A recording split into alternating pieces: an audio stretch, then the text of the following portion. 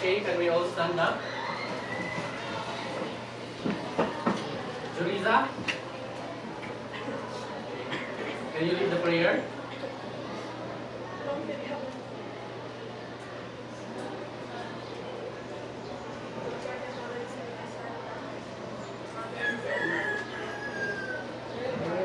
In heaven, your children are here before you. We offer this day all we do, think, and say. Please give light to our minds so that we both understand our lessons well. Help us to be obedient and truthful. Help us to love one another because we're all your children. Bless us all and make us love you more and more each day. Amen. Father, the Son, the Holy Spirit. Okay, good morning class. Good morning, Sir John. Okay, let me sit down. Thank you, Sir John. Okay, class leader. Bryce, can you tell me about the present and absent today?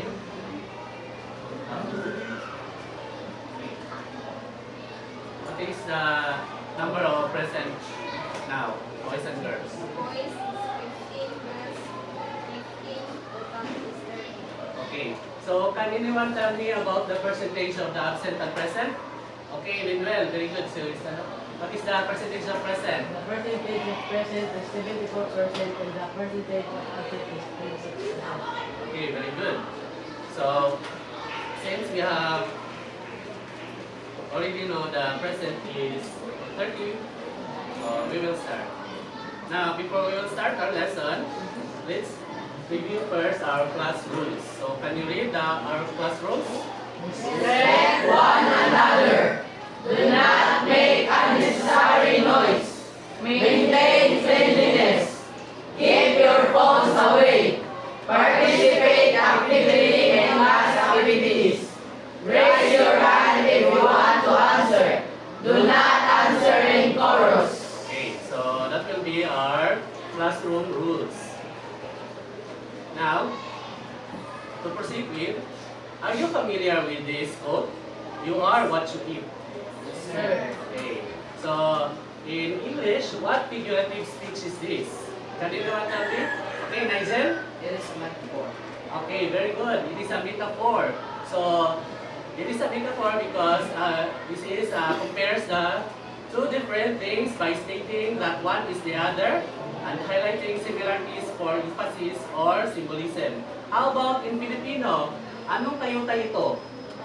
Metapora. Okay, very good. So that is metapora. So ito ay pagbibigay ng katangian sa isang bagay o tao sa pamamagitan ng paglalapat ng pangalan, tawag, katangian o gawain ng isang bagay sa bagay na hinahambing.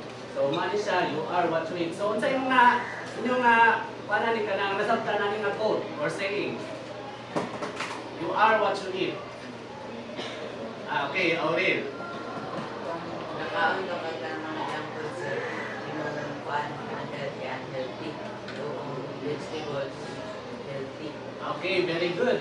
So, since si Ariel, kung kaon na po nung kakuan ka ng healthy, so imong health food is healthy or imong lawas is healthy. While kung makaon ka junk foods, so meaning unhealthy food, so unhealthy po di mo ang lawas. So, try to look at this one, this video.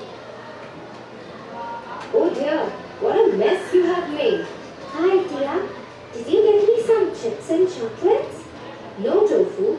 You're eating a lot of junk food these days. But, Tia, I don't like eating vegetables and fruits. I love eating pizzas, burgers, fries, chips, cakes. I cook such healthy food for you every day. But look at you, eating junk food all the time. It's so harmful for the body and your health. Yeah. Tofu, clean this mess and complete your homework. I will, Tia. Don't worry.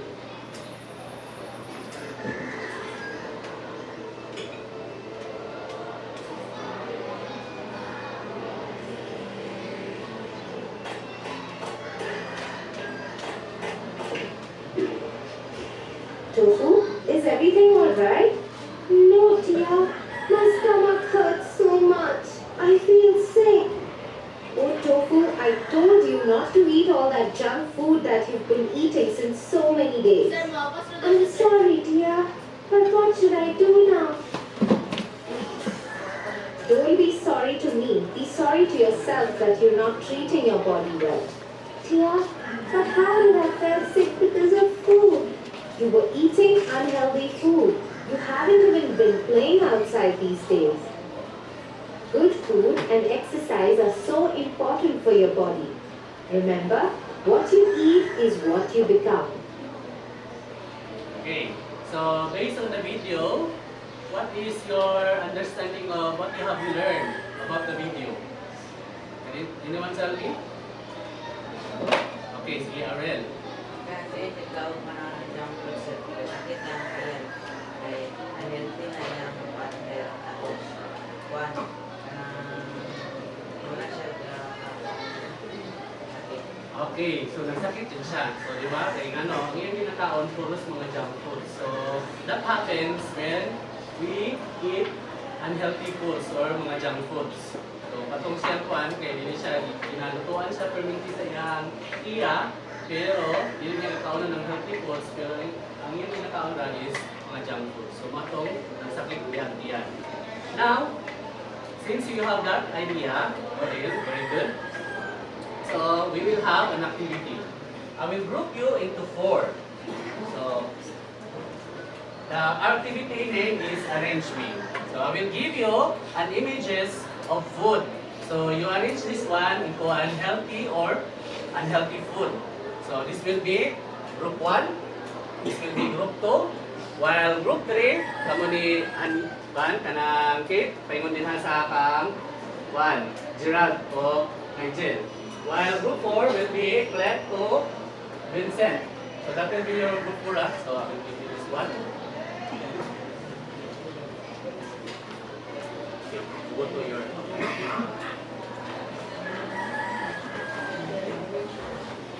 Now, since sorry, arrange this one and paste this in the board. Okay, is you arrange that one?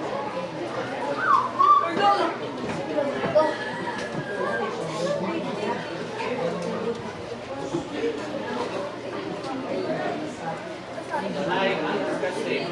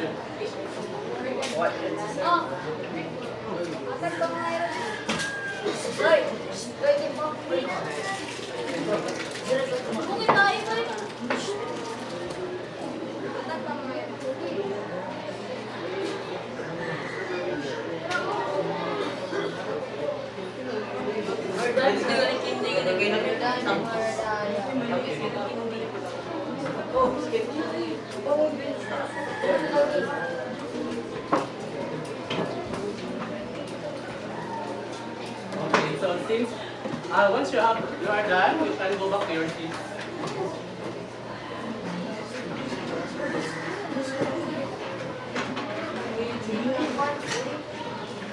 Okay, so let's check your answer. So based on group 1, so the images is lemon and potato. So this is healthy.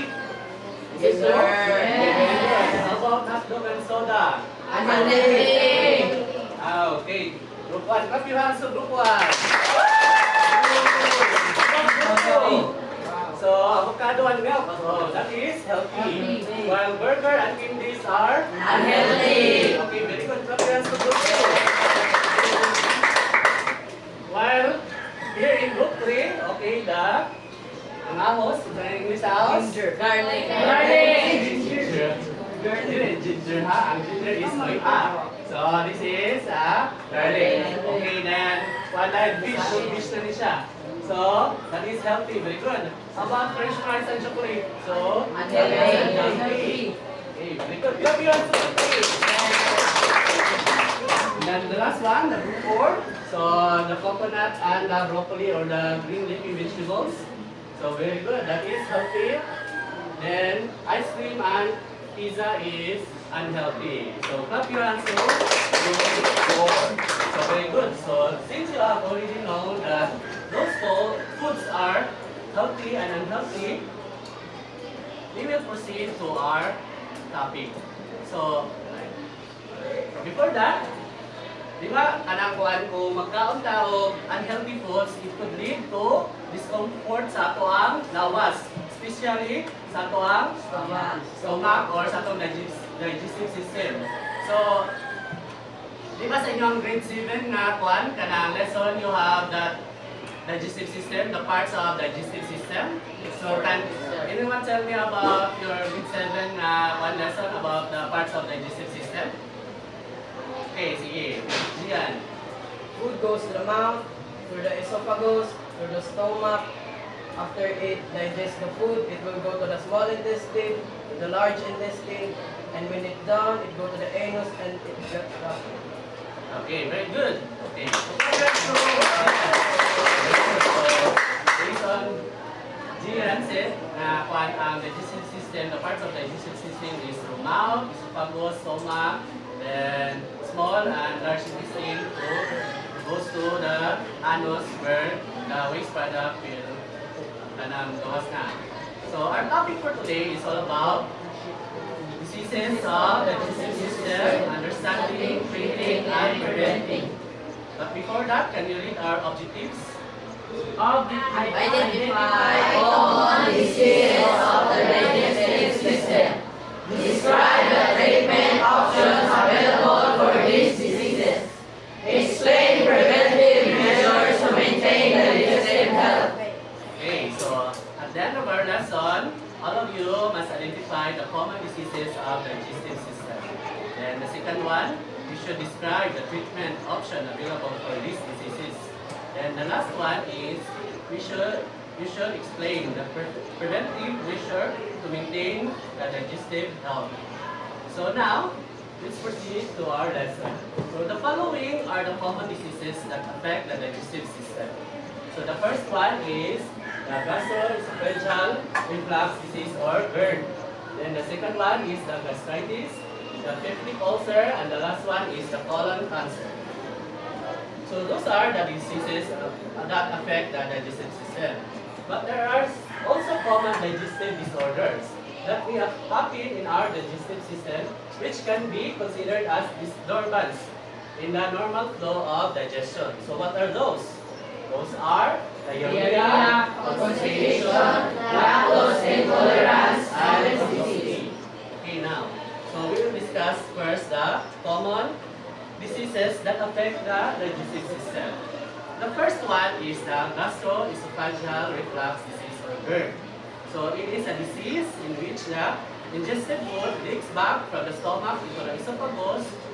So the stomach acid that flows back irritate and inflame the lining of the esophagus. So this person who experiences GERD has a difficulty in swallowing and reflux.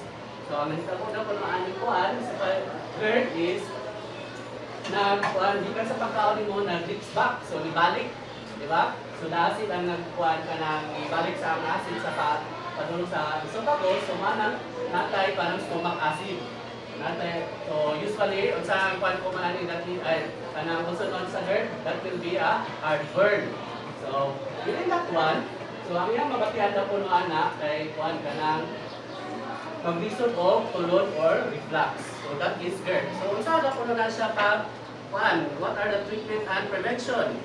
So, you should, the person will experience this disease is elevation of the upper body is highly recommended. So, dapat, hindi ta perminti magigda. Di ba sa inyo hakuan, kay mama, kay gignan mo nga, kung manong kaon, hindi na diretsyo magigda. Kaya usually, ginabantong mo anak para hindi mo mag-experience ng GERD. So, that is one. So, avoid eating chocolates, spicy goods, alcoholic drinks, coffee, and fatty food. So the doctors also recommend to take antacids an hour after meals. So like antacids, like for example, S, before meals para ma-neutralize ang ato ang acid. Now, the second one, gastritis. It is an inflammation of the stomach caused by too much intake of alcoholic drinks, coffee, or any acidic drinks, stress, smoking cigarettes, and the too much intake of anti-inflammatory drugs such as aspirin and ibuprofen. So, meaning, kung saan ako na ng inflammation of stomach, sabi sa'yo pa, analyze sa inflammation. Okay, sige, burn. So, inflammation is kanang nagubak sa imukuan, imong stomach. Tingano man na kay nasubrahan o intake sa mga like kaning mga unhealthy na foods o drinks. Ano siya dahil apil po na kanang sige ka kuan inom o mga anti-inflammatory drugs such as aspirin o ibuprofen. So, dapat ikayan din na kuan sige ka inom mga tambal ni natin. It could lead to gastritis. So, unsay mahikuan kanang unsay ma-feel sa gastritis, that will be nausea, upset stomach, vomiting, indigestion, abnormal pain, loss of appetite, and are some symptoms of gastritis. So, what will be the preventive or the treatment for this disease?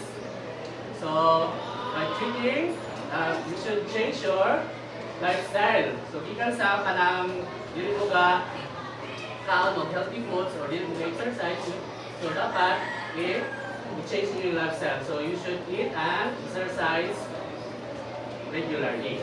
So, that will be para makakuha na ang infection. So, as well as taking antibiotics kung mapacheck mo sa doktor. So, the doctor will prescribe antibiotics too. So, avoid drinking acidic drinks such as alcohol and minimize coffee intake.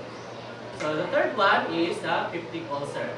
So, mura, na estudyante diri nga na peptic ulcer kay katong si mag-absent kay kuan daw ulcer. So, ikaw, Chaya, di ba? Okay. So, Chaya, so, unsan mo makuha na ma-feel? Kung natin ulcer, sakit naman. So, unsan mo puto-puto? Okay, so sakit siya, di ba? Okay. So, it is a painful sores that develop in the lining of the stomach. So, painful sores, so sakit din siya, yung sa stomach. So, this is caused by bacteria, Helicobacter pylori or H. pylori. So, kung anong natay ulcer dahil kay natin na sa atong stomach na nadahil kay bacteria, which is named as Helicobacter pylori. So, also too much intake of acidic drinks such as alcohol. So, man na makakuan po sa peptic ulcer. So, ganit siya, Chaya, dito siya lang alcohol. So, usually, nakuha tungod rin na siya sa bacteria. So, nagpa-check na ka sa doktor. Okay, good. Last week na, di ba? Okay. So, what will be the person experience this peptic ulcer? So, nausea, feeling abdominal pain. So, matong yung ikuan na kuan sa kanya. Or burning sensation in the stomach after eating, and suddenly weight loss. O, kamasag ka na weight loss. Ano? And also vomiting are symptoms of peptic ulcer. So, what are the treatments or prevention? So, that will be, sinay ginisita ang doktor sa imo, Chaya. Okay, so, taking antibiotics and practicing healthy lifestyle. So, dapat, sige na dyan nagbalik-balik, dapat we practice healthy lifestyle. So, that will be the treatment of the disease. So, doing exercise can help too. Now, the last one, colon cancer. It is caused by uncontrolled growth of abnormal cells in the large intestine. So, it is very common to adults. So, the signs and symptoms of this disease are the following: fatigue, unexplained weight loss, blood in your stool. So, kung magtibang na daw po nakakuan, kanang naidugo sa inyong pagtibang, so it is a sign na kuan, kanang nakay colon cancer. Constipation, abdominal discomfort, such as cramps and vomiting. So, kung may colon cancer, anong may colon cancer? That is because there is a uncontrolled growth of abnormal cell. So, once nga, di ba, ang cell kay kuwan ka na, kuan siya healthy ang cell. So kung once there is an control abnormal na kuan abnormal iyang growth sa cell, so it could lead to kuan kanang mahimong cancer na. So what are the treatment and prevention? So treated by undergoing a process of surgeries. That will be radiotherapy or chemotherapy. So in order to prevent the appearance of these diseases, practicing a healthy lifestyle. So balik-balik ko sa that, healthy lifestyle job. So well-balanced food intake and doing some exercise is highly recommended. So those are the 4 diseases that affects our digestive system. The first one is GERD, gastritis, peptic ulcer, and colon cancer. Now let's proceed to the common digestive disorder.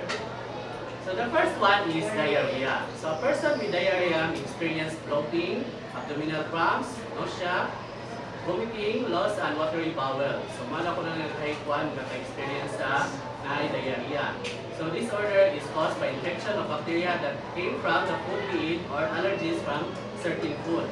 So tungod daw ko na siya sa it's either kanang nakay-allergy or kanang imong ginakaon is ugaw na.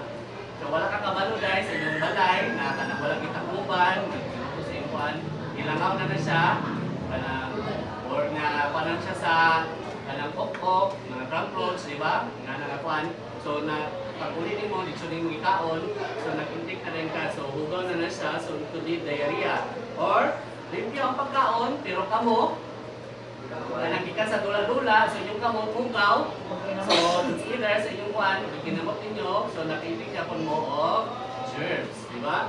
So di ba sa inyong mapping kay, di ba, there is a proper na kuan, hand washing, so sa inyong kuan, so na-remember na ninyo ito, isang proper sa hand washing, di ba? So within that one, you should apply that one during pagkaon mo. So wash your hands properly. Now, what is the treatment and prevention? So, since nga kanang sikat libang-libang ana, di ba? Kaya katong yung nire is you have loose and watery bowels, mana siya nakalibanga ka. So, the treatment kay kung dehydrated naman ka ana, di ba? Wala na ka mga fluids sa iyong lawas. So, you should rehydrate. Or so, drinking plenty of water. Or energy drinks that is rich in salts, dehydration of salts. It's highly recommended to avoid dehydration. So kung once nga magkuhan sa likana, that will be your first aid or imong kuhan, kanang hindi lang pa kanang na-experience ka ron. Pero kung magpaday kayo kung magkalibanga, you consult to doctor para mag-examine your body. Now, let's proceed to the second one, which is constipation. So, are you familiar with constipation? So, kaning constipation, opposite ni siya kang sa diarrhea. Di ba si diarrhea kay perminti magkalibanga? Si constipation, kalibanga. So, this is disorder of characterized by infrequent bowel movement. Diba? So, if one talang sa lang kay kalibang, like sa makadlaw, hindi makadlaw. So, this is the result of blockage. Nada po na yung blockage, nangyayang diya sa large intestine. Or sometimes it is due to lack of fiber or water in your body. So meaning, kung consider na yung block sa imuhang large intestine or kulang ka of fiber or kulang ka tubig, dili kay ka ininom ng tubig or dili kay ang daghan of fiber, ang sana ang mga foods na daghan of fiber. Healthy foods, so like those are fruits and vegetables, diba? Daghan ang fiber. Okay. So, what is the treatment? So, yung treatment na o prevention is dapat mukaon yung tao nga rich in fiber, such as banana, apples, and avocado. So, drinking plenty of water and regular exercise will help regulate bowel movement. So, within that one, mukaon ka healthy na foods, o kuwan ka, kanang, di ba, ang sa inyuha, 8 glass of water daily dapat ang recommended sa kuwan tao. So kada pa makainom din ta per minute of tubig. Tapos regular exercise. So since bata pa man mo, dapat sige mo kuwan exercise or magulat mo. Dili magsigig cellphone. Now, how about the third one? The lactose intolerance. So this is the inability of the body to digest lactose or sugar. So isa ka mag-experience na po ng mga kanang isa ka tao nga nag-experience of lactose intolerance once nga na-intake na consists na the food consists of sugar dyan, na yun na siya sugar. So inability of the body to digest. So meaning ang lactose na nasa present sa food nga kung intake, dili na ma-digest. Ana. So it is caused by the lack of enzyme lactase. So kay ano ang atong body kulang og enzyme which is the lactase. So which is needed to digest the lactose. Tapos kung mag-inom tao kuan milk, taong tag yogurt or any dairy products, kanang ang mahitabo na kay since nga dili naman na makuan sa dili man na ma-digest sa atong body, so it could lead sa bloating, abdominal pain, cramps, or diarrhea. Ato na rin iniba, magkalibangan at akalit. So what are the prevention? So a person who experience lactose intolerance is dapat nga kanang mag-take na siya o lactose na intolerance na kuan supplements. So that will be lactase supplements before eating. So 30 minutes before eating, dapat magkuha na ka supplement which is lactase supplements para makakontain of kuan sa lactose. The next one is obesity. So obesity is considered also as discomfort and disorder of our digestive system. So this is the abnormal accumulation of fat in the body. So it occurs when the body consume more calories than it burns. So meaning, daghan kay ka rin ginahaon, pero gamay na kayo gina-burn sa atong lawas, sa atong mga food nga kuhan. So sa inahitabuan na. So too much consumption of food causes the body to store fat. So since nga wala na burn, i-store na lang na siya into fats. And lack of physical activities. So kasagara, kung kayo kaon, ako'y kay lihok. So meaning magdara, dili kay ka mag-exercise. So wala kay physical activities. So how, such as exercise, so prevent the fat by being metabolized by the body. So people who are obese have a high risk of high cholesterol level, diabetes, high blood pressure, and heart diseases and cancer. So worst kung dili nato na kanang kumpiyansahan ang kuan kaon nga manamputa kay kung obese na ta.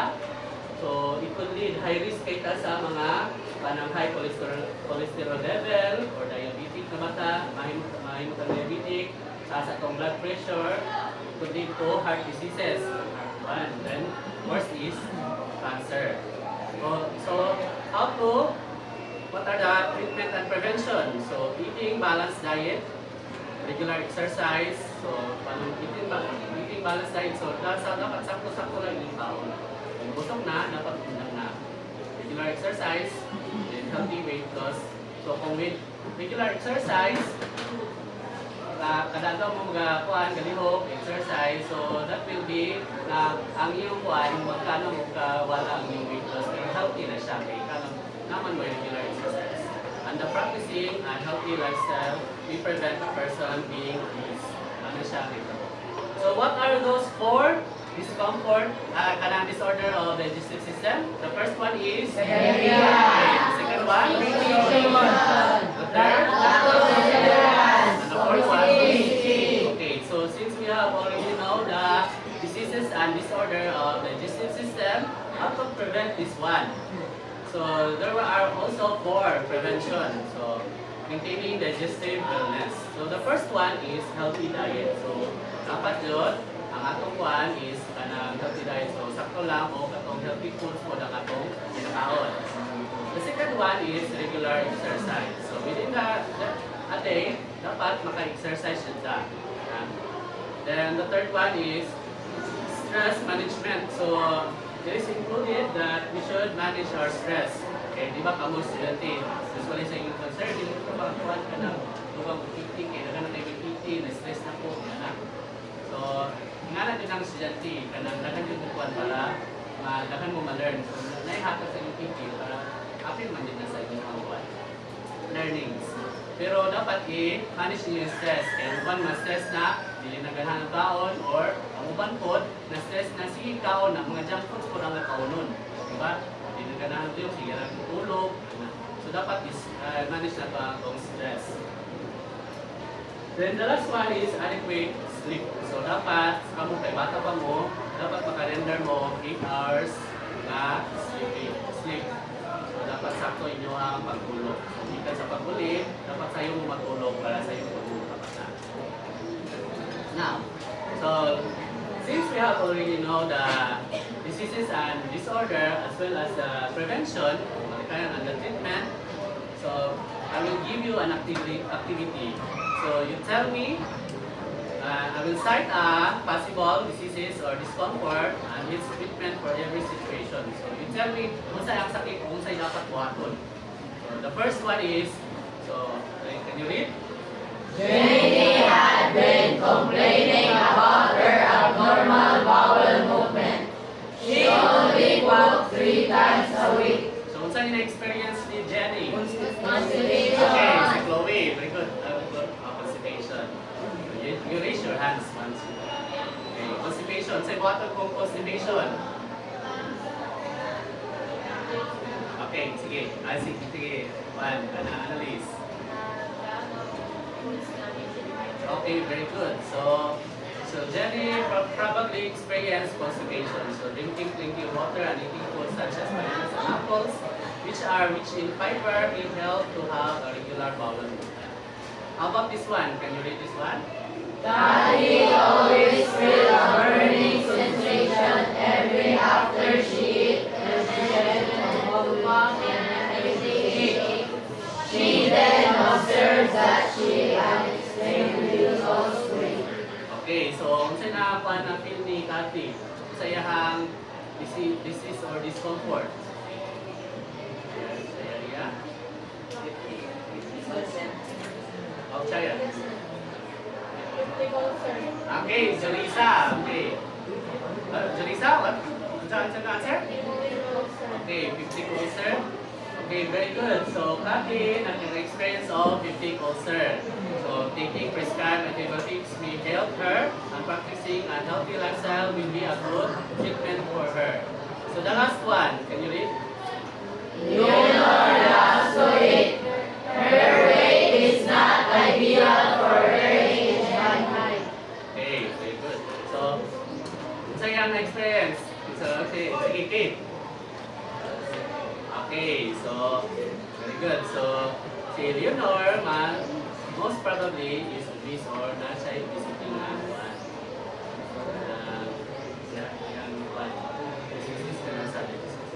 So, practicing a healthy lifestyle and being conscious to her intake will be a big help for her to lose weight. So, doing some exercise such as jogging will be a big help too. So, since nga nakuha na ako na sa inyong kwan, nakabalo na mo nga kung dili healthy food sa atong ginakaon, it could lead to discomfort sa ato ang digestive system, which is it could lead to diseases or disorder. Now, kung sa inyong tili, nagluto-luto na ba mo sa inyong tili? Pero kamo, galuto mo sa inyong kwan, balay. Kung magluto mo sa inyong balay, kung saan inyong luto? Healthy foods or dili? Healthy, very good. Sabaw. Okay, sabaw. Magpalit mo sa kantin. Doon sa iyong kanon, dapat healthy ba talaga sa kantin? Dapat healthy. So, dapat ang kaunan na yung karon is healthy foods. Okay, very good. Now, so you get 1/4 sheet of paper. We will have a quiz.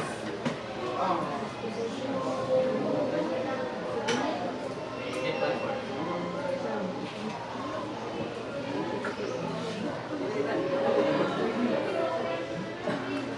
Ay na.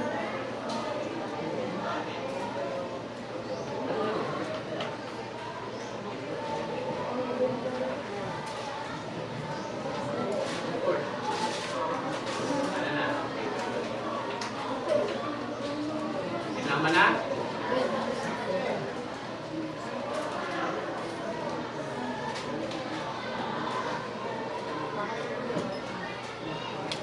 So, multiple choice, direction. Read carefully and answer the question below. Choose the letter of the correct answer. So, number 1.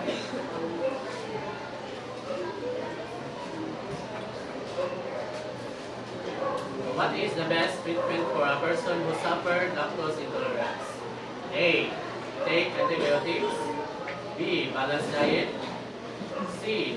Take lactase supplements before eating food that contains dairy products. D. Practice healthy lifestyle.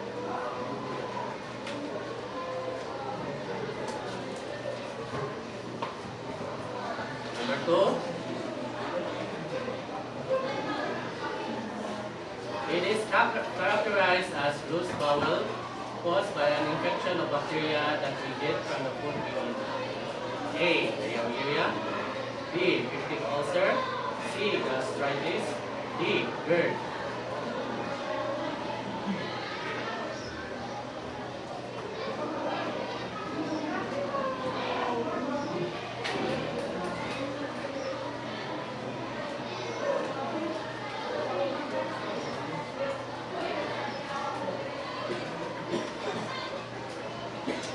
Three. How colon cancer can be treated? A. By eating foods rich in fiber. B. By exercising. C. By taking lactate supplements. D. By undergoing surgeries.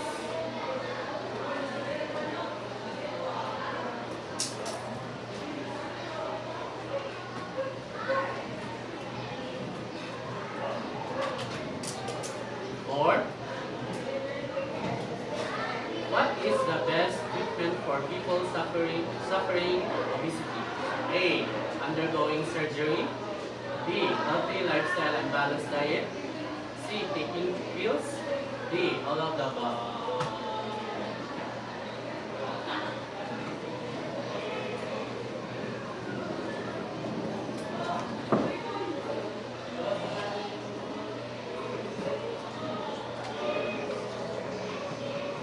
Okay, last one. So the following are causes of gastritis, except A. Excessive consumption of coffee. B. Too much eating. C. Cigarette smoking. D. Too much intake of inflammatory drugs.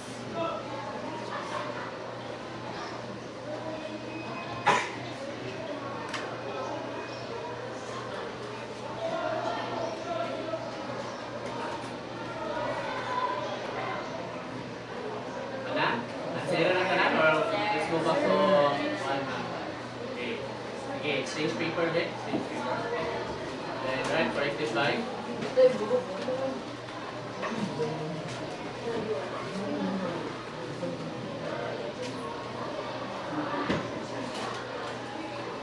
Okay, number one. What is the correct answer? C. Okay, very good. C. Take lactase supplements before eating food that contains dairy products. How about number 2? Okay, A, diarrhea. 3, D.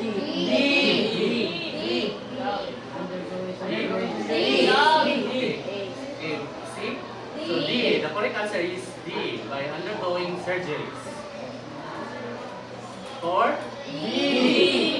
okay, B, healthy lifestyle and balanced diet. How about last one, 5?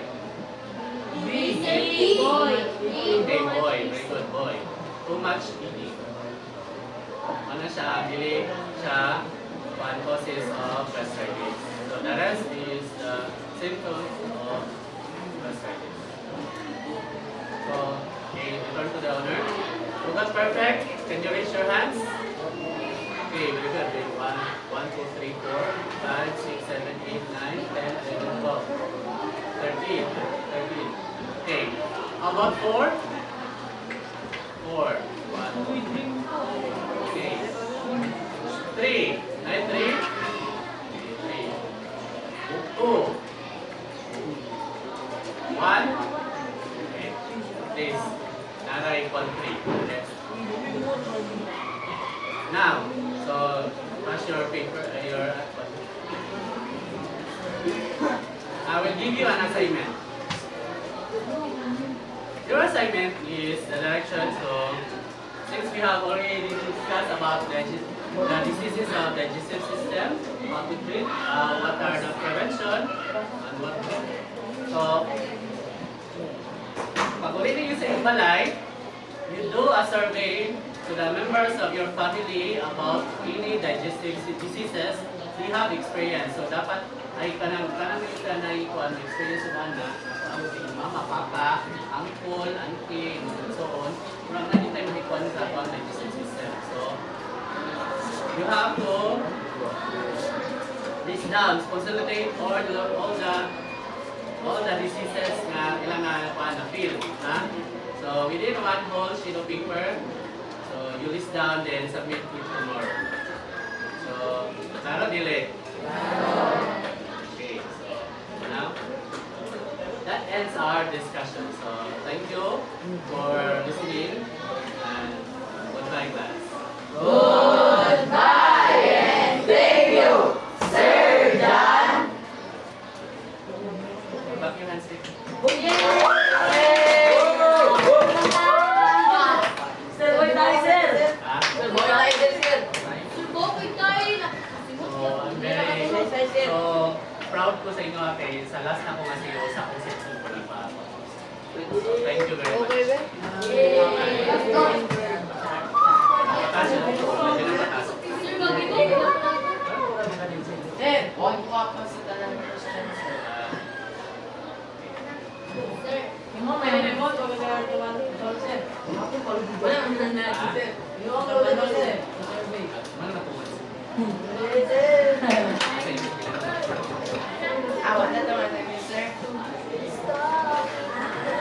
Kani wala ka okay. Kani yung performance task ko na ma-present meron 50 points na kanila. Kung ako ma-absent, ako na tayo sila sa mga po. Okay, kung yung Mar, So, you wait for your Filipino. At least,